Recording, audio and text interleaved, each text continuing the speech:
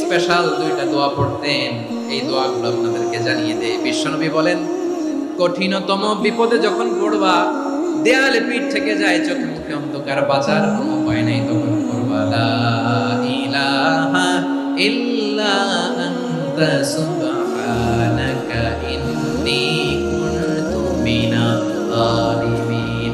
আল্লাহ, তুমি ছাড়া কোনো ইলাহ নাই, তুমি পবিত্র, নিশ্চয় আমি জালিমদের অন্তর্ভুক্ত।